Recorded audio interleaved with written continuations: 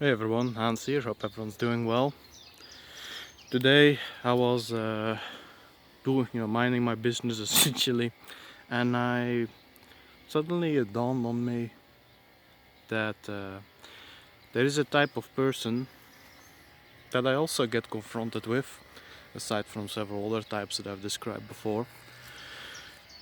And it's the type of person who says, "Well, I'm a good person. I only mind my own business. I don't get in anyone else's way, and so long as I mind my own business, that's enough." Now, granted, I'm all for everyone minding his own business. Absolutely. I think, I suppose I'm a big proponent of people who just want to stick to their own, live their lives as decently as they can, live in a dignified manner, I suppose, and for all else, don't bother the world too much. But you see, while in and of itself it's a good thing, I do believe that there are those out there who use it as an excuse to let wrongdoing be a thing in the world. They just don't want to, I suppose, run into any risk, I guess. Maybe I should give an example to clarify a little bit. So, where to begin? Let's say you have a company, and this company is dropping sludge in a river, a chemical mess, which of course poisons the river. 15 miles away, anywhere, not even close to the river necessarily, there is a village. These people are unaffected by the poisons that are dropped in the village, in the river, pardon me. The village is essentially good, it's good to go, needn't be bothered with the world. And then when someone goes to them, someone who lives near the river, and asks in that village, "Hey guys, do you know that they're poisoning the river?" And I actually try to live off it. I'm a fisherman or something. I'm a boatsman. And yeah, I mean, all the fish die. People get sick from drinking the water. You can't wash yourself in it, of course. Would you help me? And the village, the people there reply with, it's, I'm just doing my thing here, dude. I'm just growing my food. I have a roof to fix. I have children to look after. I mean, and I'm not doing anything wrong, so why are you complaining with me? Go to the factory. Upon which then the the riverman, let's call him that, says, "Yeah, I've already been there. They don't care.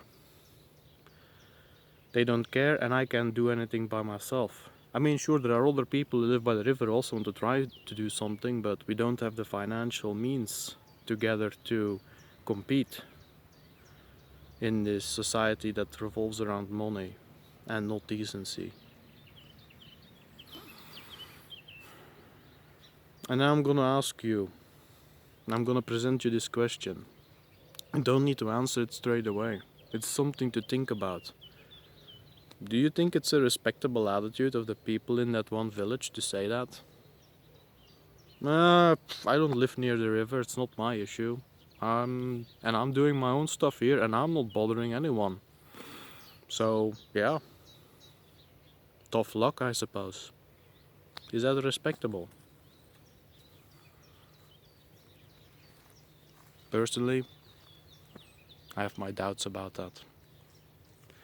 Because a good man, it takes more to be a good man or a good woman, it takes more than just living your personal life in a dignified fashion, in a decent way, in a moral way. It also means that if it is within reach, I suppose. If your neighbors are being harmed in some way, you actually go help them. That should be part of that. But that is how I see it. The truly good man, the truly good woman perhaps, is willing to reach out and make the lives of others better, not just their own. And granted, it's a very basic concept that I present here. There are many ins and outs, and yes, it's not white or black, it's grey or green, as CG likes to joke.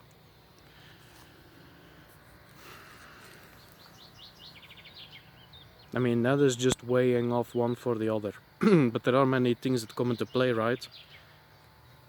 Most definitely we can be certain that, let's even say that the village people dislike the river people. Well, that river, nature, it's still being poisoned. Perhaps I would argue for some that should be enough to say, okay, we're gonna see what we can do. Quicker rather than slower, because we all want to go back to our lives and live it out as best as we can, or most of us do.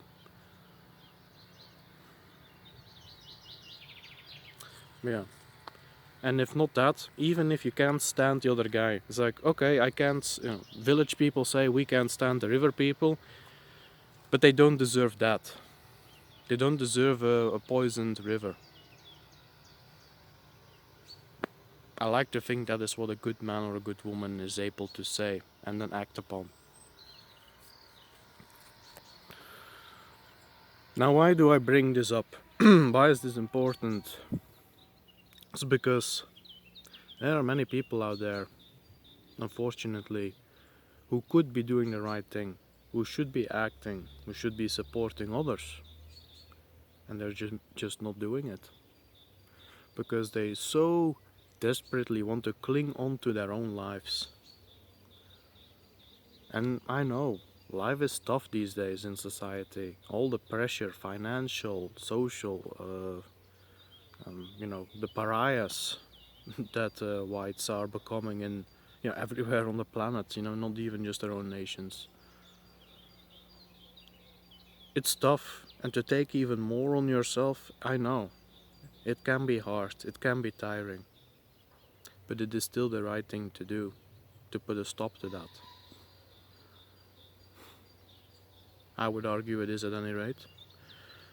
And those who don't, well, I suppose then you're hopeless. In the truest sense of the word.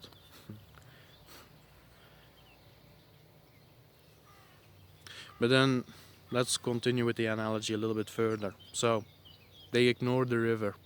The village people, the village people, they live out their lives, haven't helped the river people. River people, they move out, or they die off, whatever it's going to be. And then the land starts to turn into a desert because of all the chemicals in the water. And the desert, it can take a few years, it can take generations, but eventually the desert reaches the village. And now the village is in trouble. And it can be two ways. If it happens in one lifetime, they can go to the river people and say, hey guys, we're in trouble now. And the river people, well, I know which finger they will show. Or it can be several generations, and several generations later they had grown accustomed to the desert, so it always has been there, but they don't know what to do about it. Because their sires did nothing about it. Question being, who are you going to be? Are you going to be that person who says unto another that requires help, I'm living my own life and I'm a good person for doing so, and that be enough? Or are you going to take the somewhat harder part? There's no two ways about it, but at the very least you're gonna you're gonna be a decent person. You're gonna be a good man or a good woman that cares about others, that can show empathy. Empathy to those who deserve it, mind you. Because there would be those who also would show empathy to, oh, you know, because the business, you know, the corporation, it needs to drop sludge in there because it's too expensive to, you know, turn that waste into something useful, or turn that waste into, I don't know, store it somewhere so it can, I don't know, become less poisonous till it's not poisonous anymore. I don't know how all of the details of that work. The people who then would put empathy in the wrong place with the company and say, oh, well, okay, then poison the place. I mean, that's just misplaced. Because the company is an initiator of violence, I suppose, of destruction. And that is unacceptable, I find. One example, an analogy for many situations that are actually going on right now today on different fields: political, religious, social, or economical, perhaps, and just, yeah, plain nature.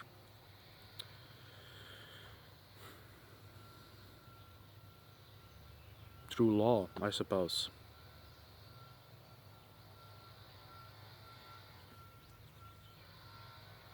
The desert is coming. And I think most of us actually do know it, even if they don't want to admit it. But why scrape on for a few more days of living your life on your own than actually just saying, I'm gonna do the right thing, and I'm gonna send others with, you know, or I'm gonna send for others to join me and do the right thing. Just be creative, use your mind. Get the sludge out of the water. Get the chemicals away from nature, so to say, sticking with the analogy. And then call out those who put it there in the first place. Or do both at once. It's perhaps the most effective way.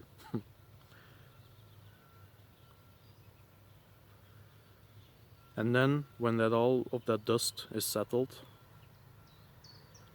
you can go back to your life. You can go back to just living it out on your own.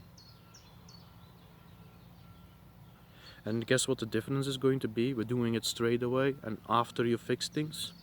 Is that once things are resolved, you're gonna have peace of mind that you don't have if you claw at, you know, those extra few days.